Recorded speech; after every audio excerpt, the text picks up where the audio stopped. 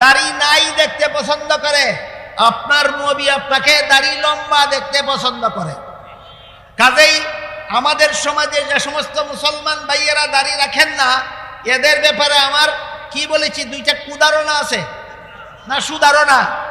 এক নম্বর সুধারণা হলো এরা বুশের বক্তৃতার কারণে দাড়ি কাটে না, বরং বুশের বক্তৃতার খবরও নাই। এরা দাড়ি কাটে না পরিবেশগত কারণে। যেই বাজারে ব্যবসা করতে যায় সেই বাজারের অন্যান্য ব্যবসায়ীও দাড়ি রাখে না, সেও দাড়ি রাখে না।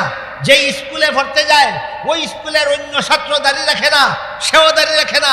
যেই অফিসে চাকরি করতে যায় ওই অফিসের অন্যান্য চাকরিজীবী দাড়ি রাখে না, সেও দাড়ি রাখে না।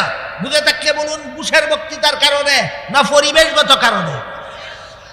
আপনাদের ব্যাপারে আমার দুই নম্বর সুধারণা হলো, বুশ আপনাকে দাড়ি মুক্ত দেখতে পছন্দ করে, আর আপনার নবী আপনাকে লম্বা দাড়ি অবস্থায় দেখতে পছন্দ করে।